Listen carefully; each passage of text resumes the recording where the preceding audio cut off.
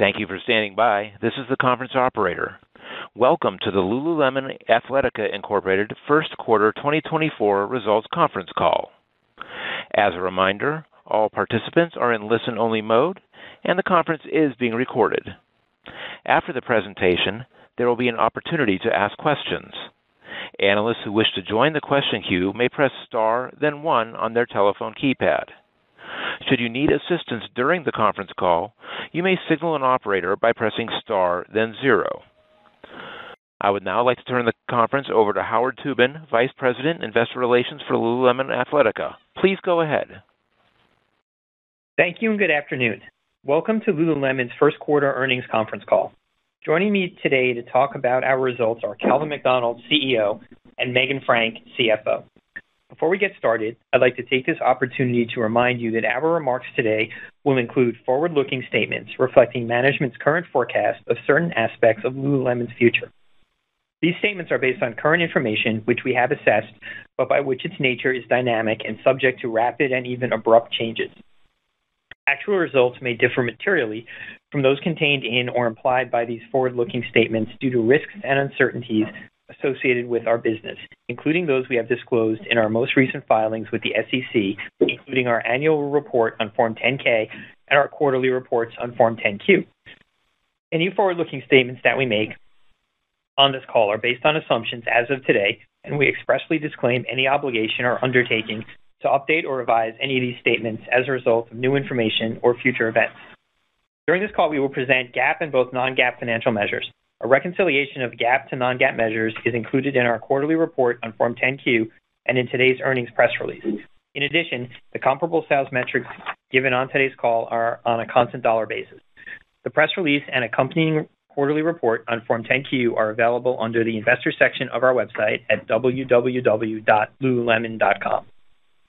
Before we begin the call, I'd like to remind our investors to visit our investor site, where you'll find a summary of our key financial and operating statistics for the first quarter, as well as our quarterly infographic.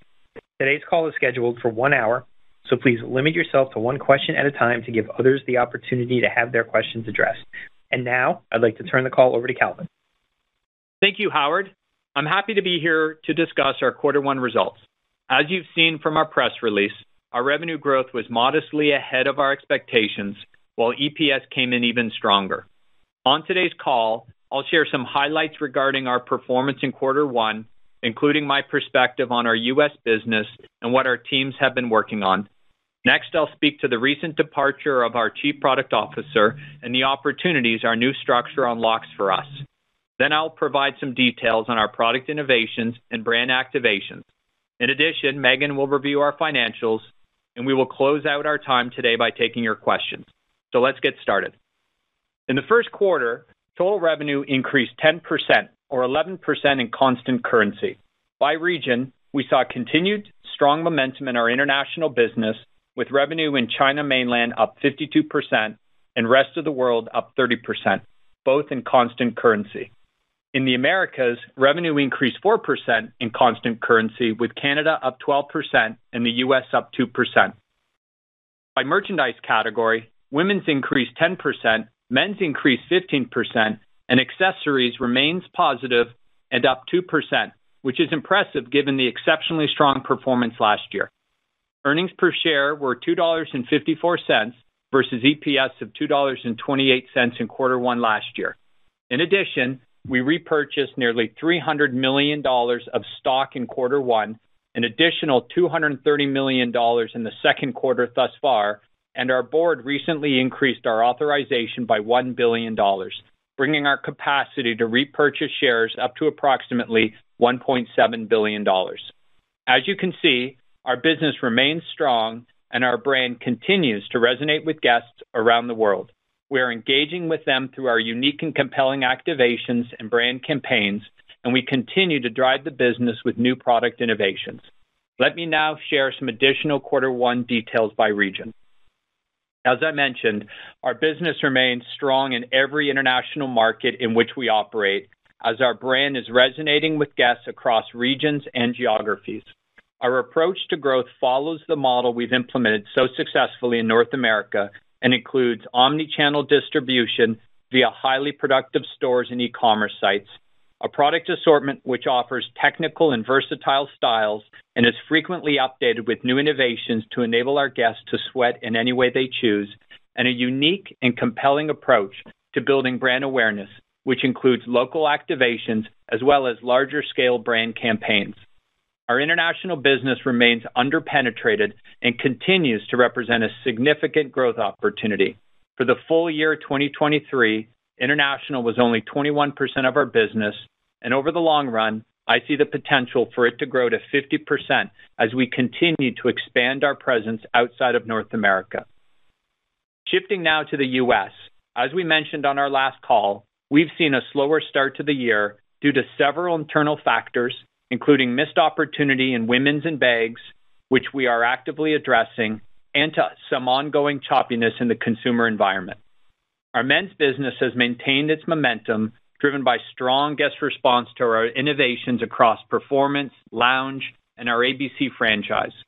Our market share gains were strong in men's in quarter one, and with unaided brand awareness of less than 20% in the U.S., our opportunity to continue to grow this business remains significant.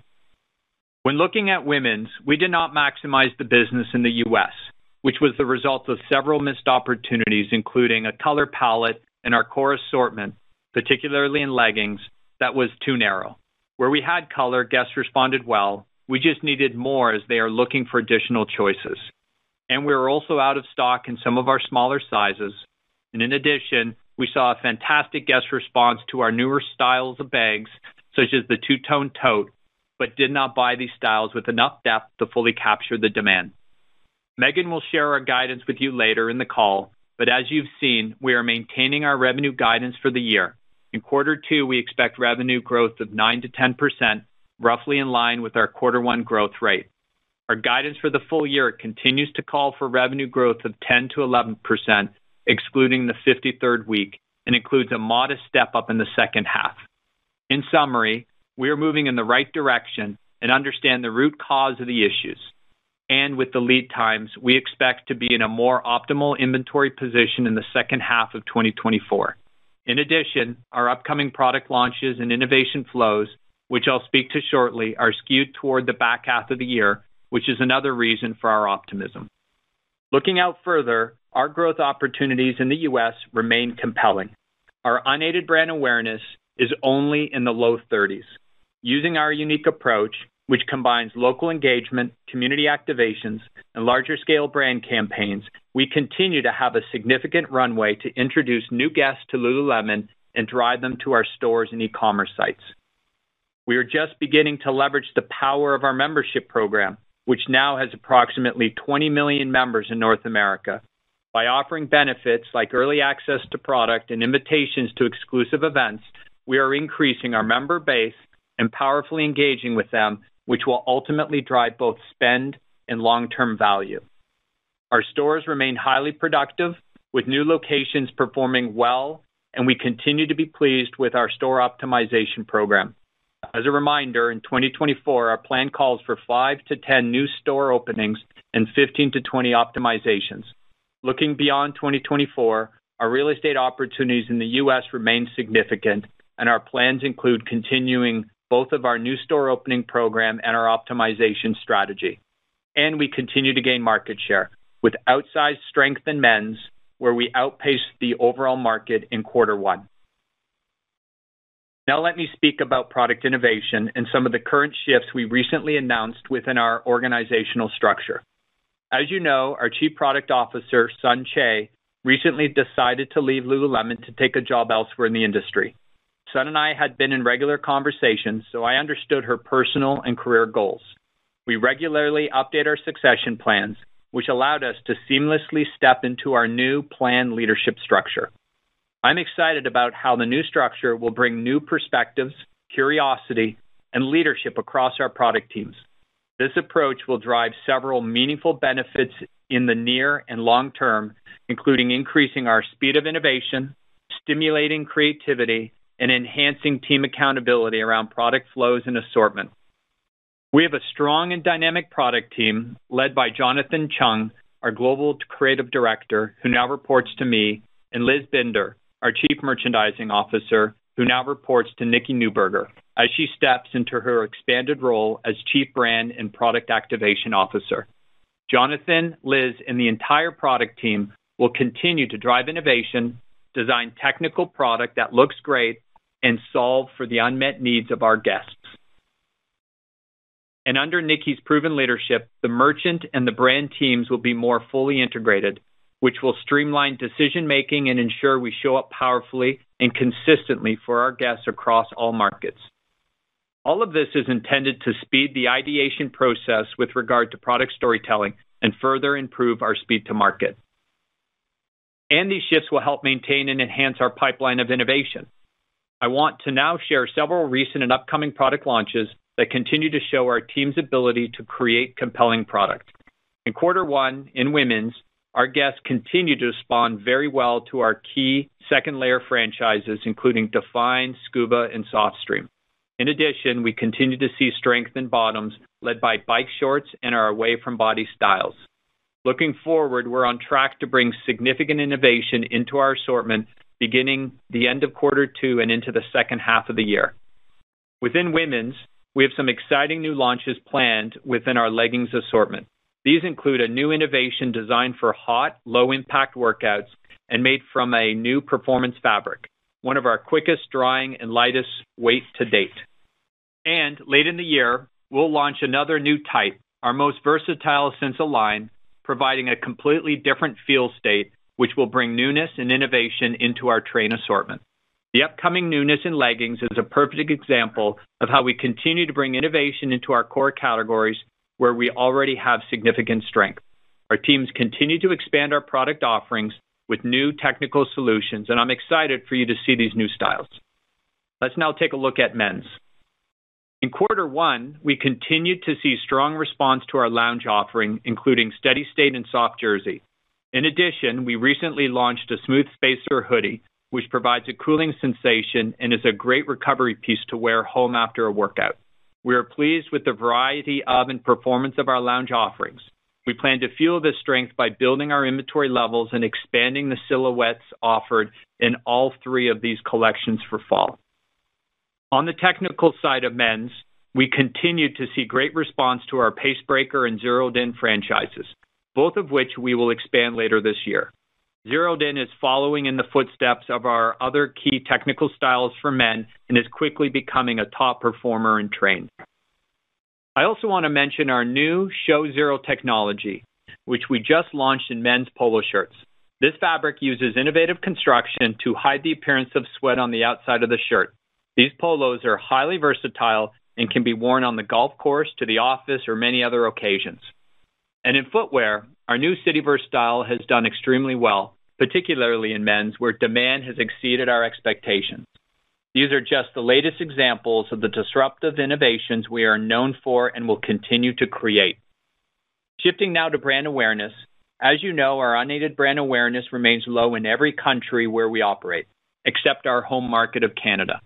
We will continue to activate across our grassroots and global platforms to increase awareness and bring new guests into the Lululemon brand. Let me share just a few examples. In quarter one, we held several successful earned media activations, including launching our new Cityverse and Beyond Feel footwear styles in New York, hosting our further women's ultramarathon event near Palm Springs, California, and unveiling our kit for the Canadian Olympic and Paralympic athletes in Toronto. In quarter two, we will again host our successful Summer Sweat Games in China, while also bringing a version of this event to our Essentials members in North America with our Membership Summer Series. And in quarter three, we'll strategically test TV again with another men's campaign. Building on the success of last year's campaign, this year's spot will focus on men and feature some high-profile personalities. Before I hand it over to Megan to discuss our financials and guidance outlook, I'd like to share some additional thoughts about the rest of the year. Our pipeline of innovation and our launch cadence for the second half of 2024 is particularly strong. In the U.S., our teams have been making the appropriate adjustments and closing the inventory gaps in terms of color and sizing. Our brand awareness remains low but is growing, and our store productivity remains among the best in the industry.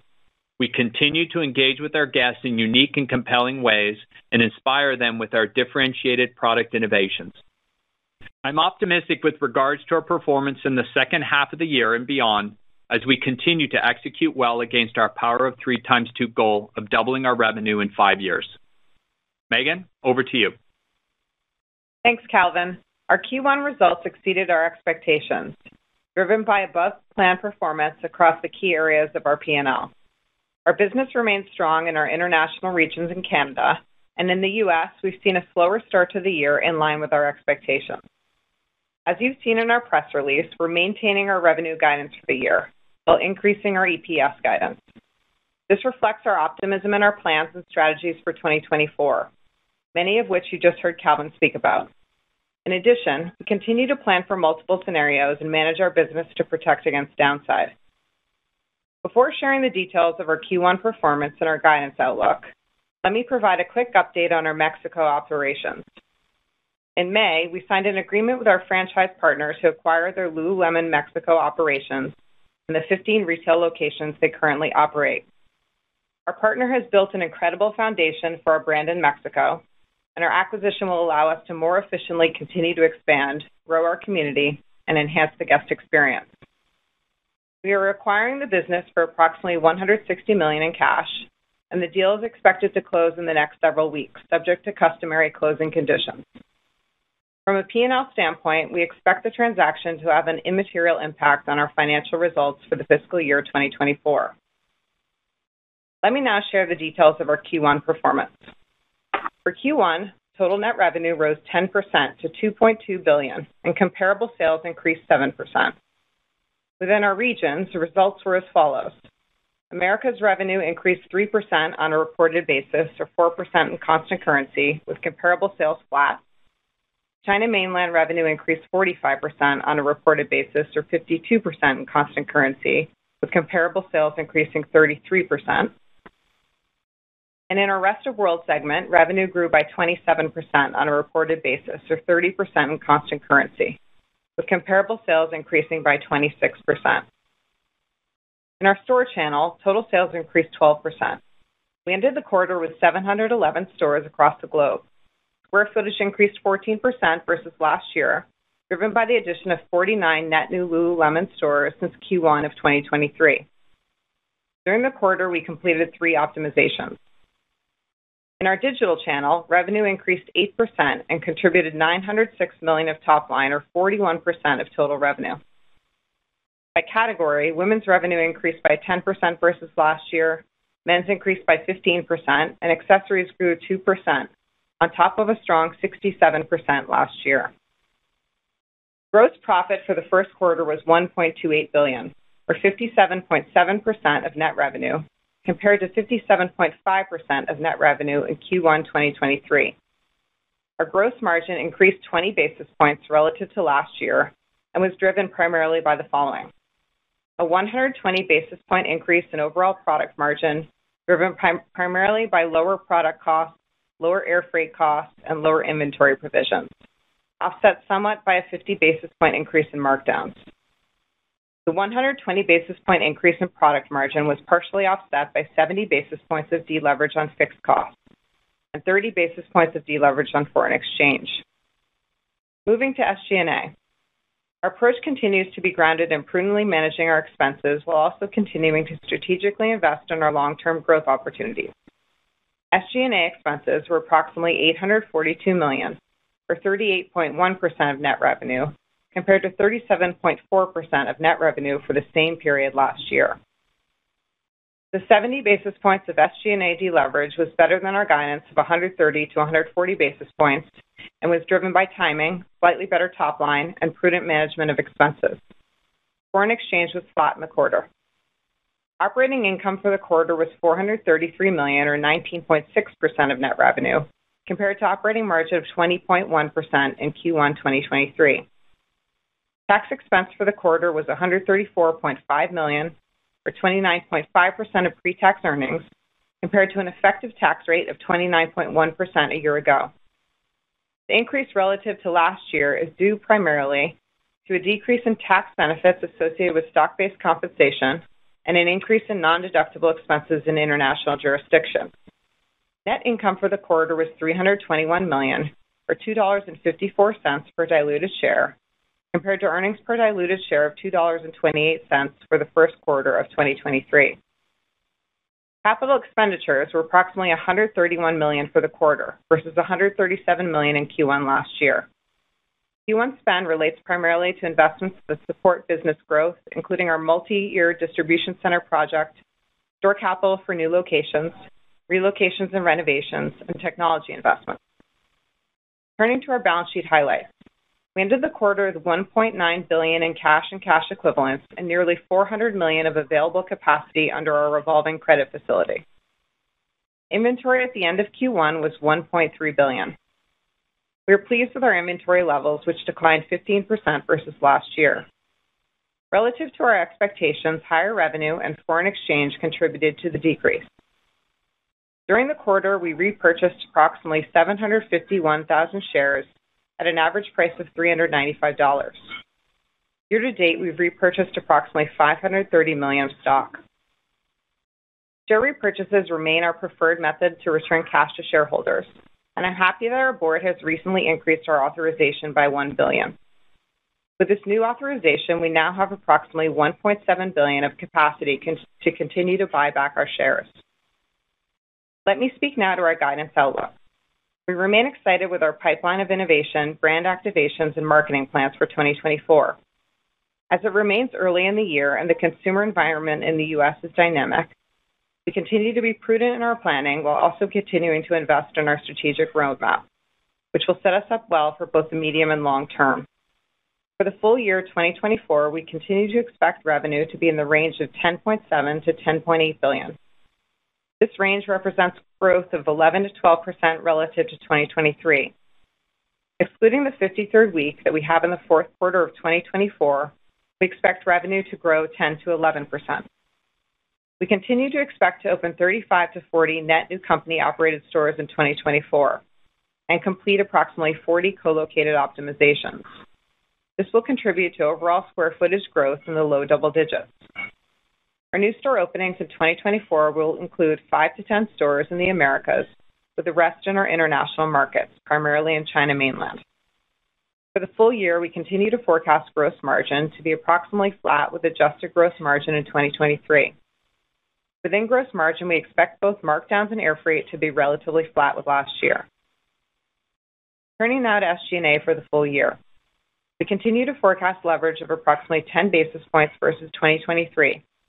We're prudently managing our expenses while continuing to strategically advance our Power of 3 x2 roadmap, with investments in marketing and brand building aimed at increasing our awareness and acquiring new guests, international growth and market expansion, and technology infrastructure and data analytics capabilities. When looking at operating margin for full year 2024, we continue to expect an increase of approximately 10 basis points versus adjusted operating margin in 2023, which expanded 110 basis points versus 2022. For the full year 2024, we expect our effective tax rate to be approximately 30%, an increase over the 2023 adjusted effective rate of 28.7%. The increase relative to last year relates primarily to lower stock-based compensation deductions and the favorable adjustments we realized when filing our tax returns in 2023. For the fiscal year 2024, we now expect diluted earnings per share in the range of $14.27 to $14.47 versus adjusted EPS of $12.77 in 2023. Our EPS guidance excludes the impact of any future share repurchases, but does include the impact of our share repurchases year to date and also higher forecasted interest income. When looking at inventory, we expect dollar inventory to decline in the mid-teens in Q2 and then increase in the second half of the year as we anniversary last year's decline. We continue to expect capital expenditures to be approximately $670 to $690 million for 2024. This spend relates to investments to support business growth, including a continuation of our multi-year distribution center project, store capital for new locations, relocations and renovations, and technology investments. Shifting now to Q2, we expect revenue in the range of $2.4 to $2.42 billion. representing growth of 9 to 10%. We expect to open 14 net new company-operated stores in Q2. We expect gross margin in Q2 to decrease 100 to 110 basis points relative to Q2 2023. The decrease will be driven predominantly by deleverage on fixed costs and our ongoing investment in our multi-year distribution center project. We expect product margin to be relatively flat with last year, inclusive of an increase in markdowns, but a smaller increase than we saw in Q1 of this year. In Q2, we expect our SG&A rate to leverage by 40 to 60 basis points relative to Q2 2023. This will be driven predominantly by favorable regional penetration, a shift in timing of spend related to certain brand campaigns from Q2 last year to Q1 this year, and leverage on top line and ongoing prudent expense management. When looking at operating margin for Q2, we expect a decrease of approximately 50 to 60 basis points relative to last year.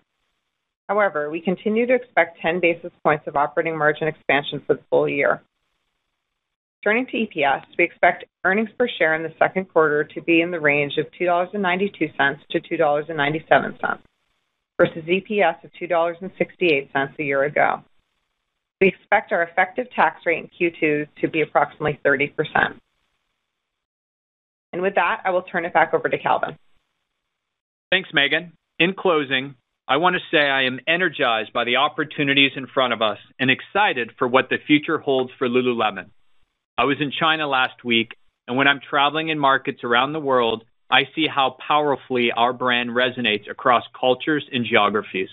While we make some strategic adjustments in the U.S., our leadership team continues to challenge ourselves and our teams by asking, how high is high? It's that mentality and passion for our brand that will enable us to navigate the near term as we build towards the long-term opportunities for Lululemon that we know exist. In closing, I want to thank the senior leaders of Lululemon, as well as our teams in every market around the world, for your unyielding focus on creating amazing products and experiences for our guests. I look forward to taking your questions now. Operator?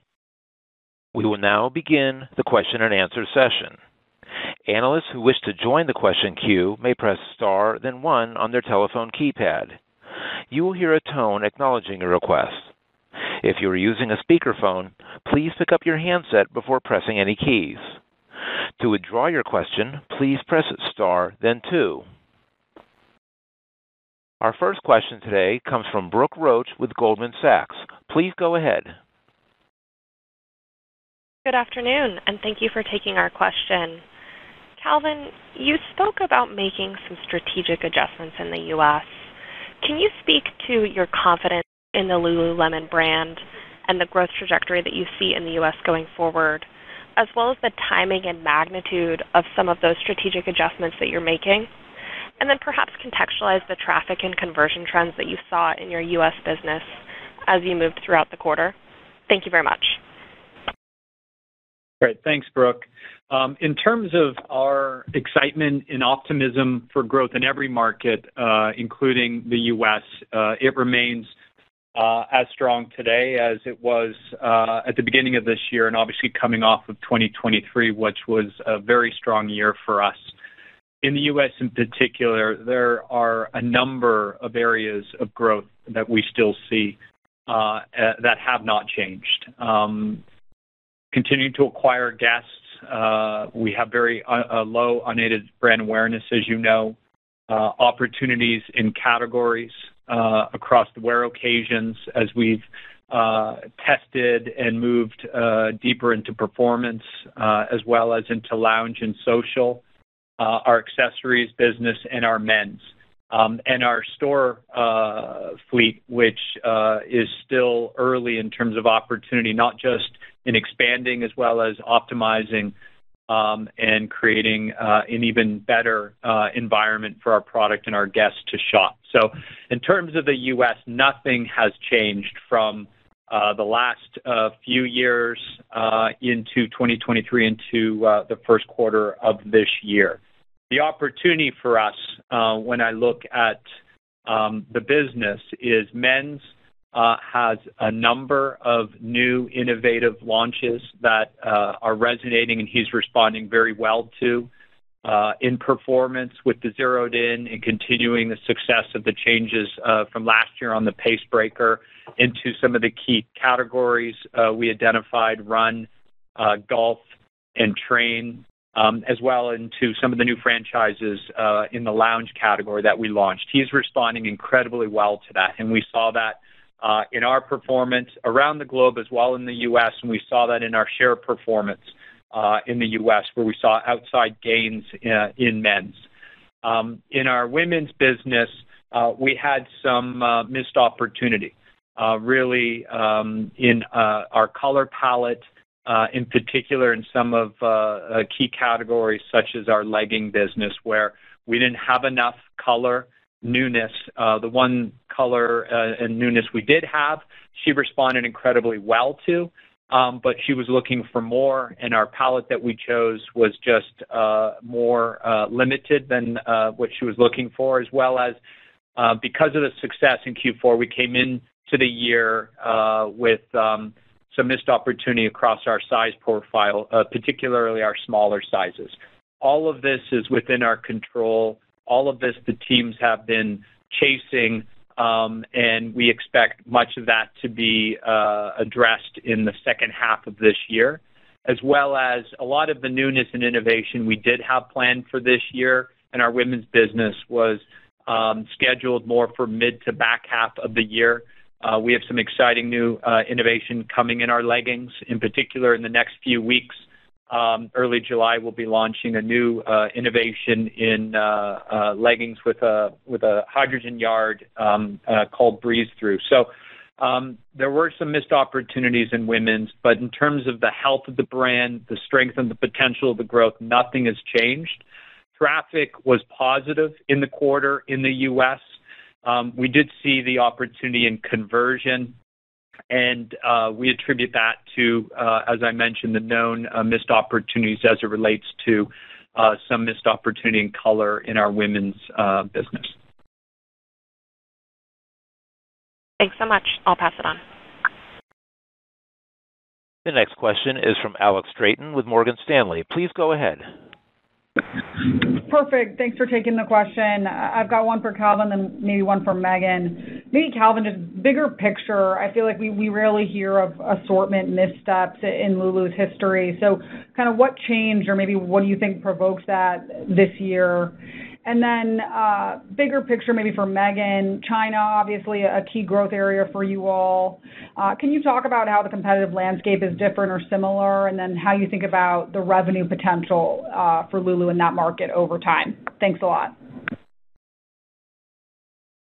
Thanks, Alex. In terms of the track record of the team, I agree. We have a very talented team across the product organization in both design and merchandising. And, you know, this was just a quarter where the chosen color palette was more narrow than I think the consumer coming into this year was looking for. We know that, you know, the consumer environment remains dynamic with inflation, higher interest rates. So it's weighing on the mind of the consumer, and we also know they will spend. But they're being selective, and I think with our color palette, we had opportunity because where we had it, she responded incredibly well. Combined with the success we've seen in growing our guest base and broadening across sizes, the teams have been chasing into that to determine the go-forward size profile across the sizes and the different styles in both performance, lounge, and social. So I'm confident that those opportunities have been identified. I'm confident when I look to the innovation and the pipeline, as well as just how we bring newness to core in the back half of this year and forward, that a lot of that learning has been addressed, and we're able to address it and control it.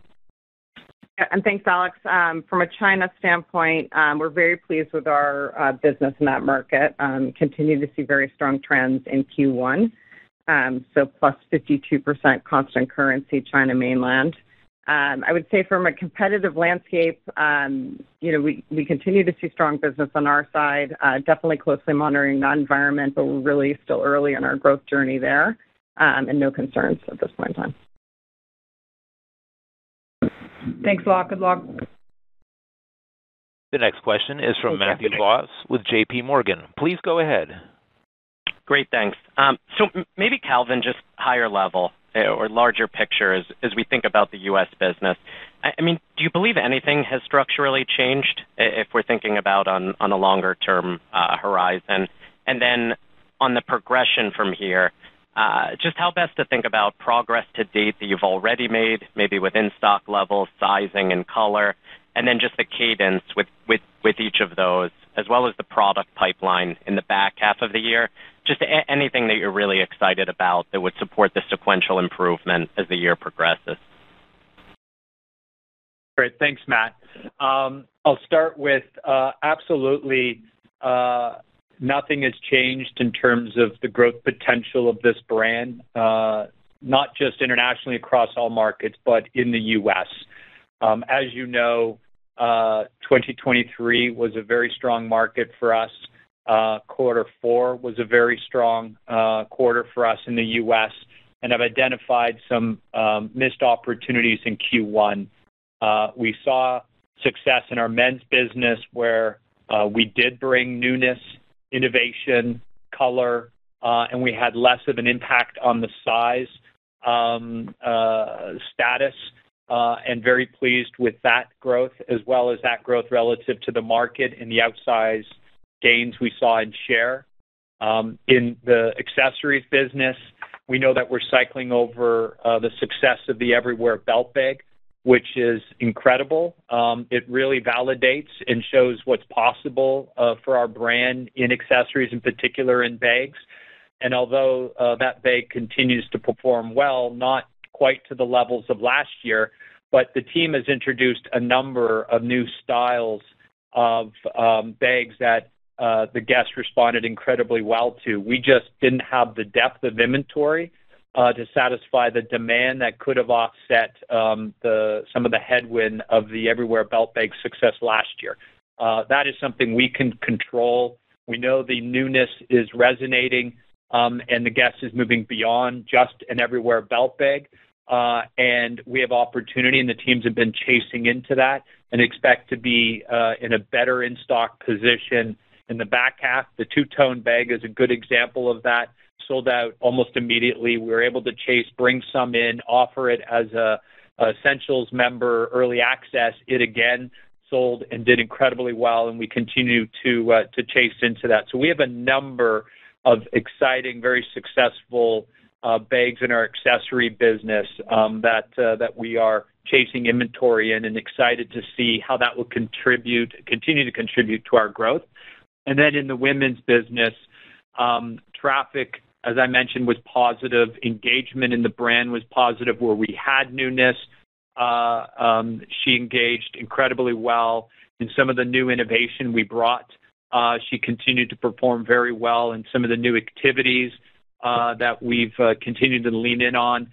Tennis, golf, as well as our position in yoga and train and run have seen strength. We can really attribute the missed opportunity to a handful of categories, leggings in particular, as I've mentioned, and really linked to color and less color than last year, which was a choice in the palette, more narrow, and based on where the consumer is this year, a missed opportunity for us. But nothing from a brand, from an opportunity to grow unaided awareness and engagement in the brand has fundamentally shifted and changed, and I remain as optimistic and excited about our growth potential in the U.S. as I am in all of our international markets, and we see that in the performance of this quarter with fantastic growth in mainland China, strong growth in the rest of the world, how the brand is continuing to grow, continuing to acquire guests and resonate, and the uniqueness of our product. And I don't see anybody with product comparable from a positioning perspective. So I do believe the differentiation of the brand is the same, and we know what the opportunities are and what we can control, and that's what the teams are focused on, and definitely will get stronger as we trade through this year. That's great color, Calvin. Megan, just maybe could you speak to health of current inventory and then just drivers of markdowns in the first quarter, how best to think about markdowns in the second quarter and the back half of the year? Yep, sure. So inventory, we were down 15% at the end of the quarter. So that was on the lower end of the range that we provided of high single-digit to low double-digit decline. We do expect the second half inventory will grow year over year, relatively in line with sales. I would say at this point in time, we're very, pleased with the currency and composition of our inventory outside of some of the opportunity areas that Calvin mentioned. So well positioned there from an overall perspective. In terms of markdowns, we were up 50 basis points year over year in Q1.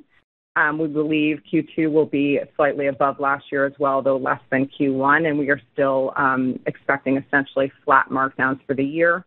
And with that, some of the opportunity areas that Calvin described in terms of color and sizing, we are continuing to chase into, as well as some other items that are working for us for the second half of the year. And we've got some innovation teed up and believe, that will drive the guest towards the full price component of our assortment and the flat markdowns for the year. Great. Best of luck. Thank you. The next question is from Michael Binetti with Evercore. Please go ahead. Hey, thanks. Congrats on a nice quarter, guys. So maybe I can just continue that last question, Megan. Could you speak a little bit to your confidence in the sustainability of the product margins in the U.S.? And then I guess, I'd be curious what you think are some of the differences driving the gap in results between Canada and the U.S., a little bit of a notable difference there. And then maybe just a little help understanding the U.S. consumer dynamics, Calvin. Bigger picture, how has purchase frequency, UPT, AUR changed, if at all? If you look across the cohorts that you acquired pre-COVID, during COVID, after COVID, are there any that change in key customer behaviors or KPIs to point out? Thanks, Michael. So in terms of U.S. product margin, I don't see that changing, over the long term. We run a highly full-price business. We have no plans to change our strategy there. So I would view some of the current challenges with assortment and slightly higher markdowns as temporary. And then from a Canada-U.S. perspective, the opportunity areas that Calvin outlined in terms of color, sizing, were more prominent drivers last year in the U.S., as well as the Everywhere Belt Bag was a more popular item in the U.S. as well. So that's driving the difference in terms of trend. And with the consumer, I sort of mentioned that, obviously we're monitoring the environment and it remains dynamic. But we do know that the guest is being more selective, but will spend where they choose. So, we believe our product is differentiated in the marketplace, stands out in terms of quality, as well as the versatility, which I think is a key element of the product, of how it can be worn multiple wear occasions in use cases across either performance activities and or through social and lounge, which these are unique positions. And the missed opportunity is really what that we did not provide her in terms of the assortment she was looking for in certain areas. Obviously, where we did, she responded incredibly well, and he continued to. When I look at the overall mix, nothing really to call out. UPT and AUR, no change, no fundamental shifts and changes there. Really, traffic was positive, as I mentioned. In the quarter, it was conversion that we just saw an opportunity on with guests coming in and either not acquiring as much and or as they didn't necessarily see the color in that product. But we believe the loyalty and the engagement with our guests over multiple years, which we've continued, and coming off of Q4, this is a very short transition as we course correct and adjust some of these product opportunities, and the teams have been in that work. So Nothing that I'm concerned about long term in terms of our ability. We have a very sticky guest. We have a brand that there's a lot of love for and differentiated product. And we know where the opportunity is, and the teams have been, chasing that for the back half of this year. So have not seen anything, and I'm not concerned with any fundamental shifts in the guest or the guest loyalty or retention with this brand. Thank you very much, guys. The next question is from Ike Boruchow with Wells Fargo. Please go ahead. Hey, everyone. Quick question to circle back to Matt's question about the markdown. So I just want to make sure I understand, Megan. So the markdown you guided in 3 months ago for Q1 was, I believe, flat, and then it came in down 50 bips. So I'm kind of curious, number one, what exactly transpired in the quarter kind of drive that? Obviously you beat the gross margin line, but that line item, what exactly happened? And then you're maintaining the full year at flat, but you're coming off the Q1 was down, and then you're saying Q2 will be down again. So it just feels like now there's a back half needed ramp up and markdown versus before there wasn't. So I guess I'm just trying to understand the progress of the full year for the gross margin line as well. Yep. Hi, Ike. So in terms of markdowns for the first quarter, so I would say the challenges we saw with assortment and color and sizing, and in addition to that, the environment, we did see guests gravitate more towards the markdown proportion of our assortment. So we saw a 50 basis points increase. We believe Q2 will be still up to last year, but lower increase than Q1. Q1 is a relatively small portion of our markdowns for the year. So when we think about the full year, we are maintaining that essentially flat markdown rate for the full year, but we would see some opportunity in the second half, just given some of the actions we're taking to correct those pieces of the assortment in terms of the color, sizing, and then also some exciting innovation that Calvin spoke to, as well as other portions of the assortment that we're chasing into that are working for us today. To feel well-positioned headed into the second half of the year. Okay, so it's mainly a function of Q1. This isn't that impactful to the year on the markdown rate. Yes. Okay, got it. Okay, thanks a lot. Appreciate it. The next question is from Paul Lejuez with Citi. Please go ahead. Hey, thanks, guys. You reiterated your sales guidance for the year, but curious if you changed your outlook in any of the regions versus how you were thinking at the beginning of the year. And, you also talked about there not being any structural differences in the U.S. market, but curious how you characterize the competitive landscape near term in 1Q relative to what you saw in the second half of 23. Any changes in promotional cadence amongst competitors out there that you're paying more attention to? Thanks. Thanks, Paul. I would say from a regional and country level, a little bit of feedback. Sorry about that. So from a regional and country-specific perspective, we have not changed our outlook materially for the balance of the year. I would say the slight Q1 overperformance would have come from international region and primarily China. Yeah, Paul, in terms of the competitive landscape, the second part I'll address first. We have not seen anything dramatically different from a promotional intensity perspective. There remains competitors in this space that use promo as a means to drive demand for their product. We've seen that increase over the last few years, but I wouldn't say in this quarter it's either gone deeper or pulled back. It's sort of the same, which I would say is a heightened level from a few years ago, but nothing dramatic in the quarter. And competition in our space has always been there and been intense, and we've always been able to continue to perform and compete. And nothing has shifted from quarter four and 2023, where we saw our performance in the U.S. Be very strong into Q1. And I really therefore point to the missed opportunities that we had versus it being a competitive impact on our business.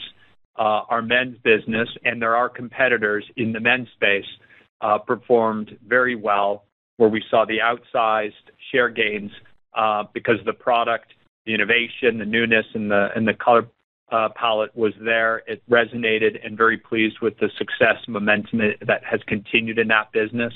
I shared the accessories and the excitement behind the newness, but lack of depth to satisfy the demand, and the missed opportunity in women's, which is really, we control that. It's within our control, and we've been chasing it. So competition's always been there. I haven't seen anything dramatically shift and change in the quarter, and definitely not from Q4 to Q1, where we had a very strong quarter, and therefore I really do point to missed opportunities that we have.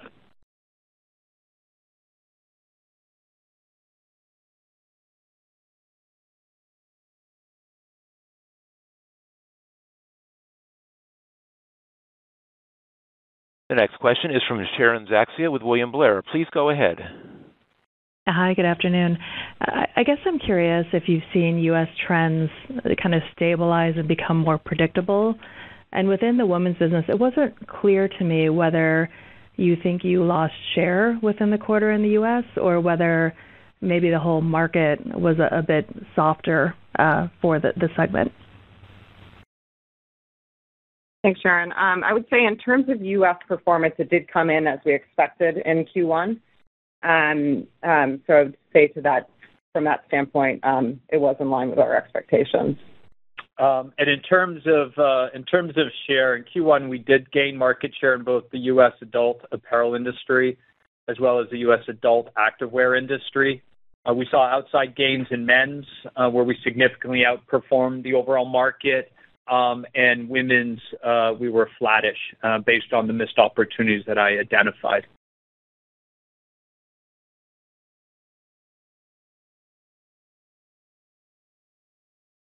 The next question is from Dana Telsey with Telsey Advisory Group. Please go ahead. Hi, good afternoon, everyone. Calvin and Megan, as you think about store productivity and levels of new stores in North America, is that changing at all from how you thought about it before? And how are new stores opening? And then lastly, as you think about the men's business, which seems to be growing very strongly, any difference in terms of what you're seeing overseas versus in North America for the men's business? Thank you. Thanks, Anna. I would say in terms of new store openings, we continue to see opportunity and runway across all of our geographies. The U.S. specifically, we see very productive sales per square foot above our average, which is around $1,600 per square foot. We tend to look at new stores as ramping into their full mature volume over a 2 to 4 year period. I would say we're continuing to see that, and we see ample runway in both the U.S. as well as, importantly, our international region. Hi, Dana. And, I'll chat with men. I'll just add in terms of the optimization of our doors around the world, including in the U.S. Very excited with the results we see, the percentage of the portfolio that we still have available to be optimized, and obviously the product innovative pipeline that is creating opportunities for these additional categories within that space. And that's markets from APAC to Australia into the U.S. So very excited about how we will continue to invest, optimize, and showcase our product innovation in a even stronger fashion. In terms of men's globally is performing very strong.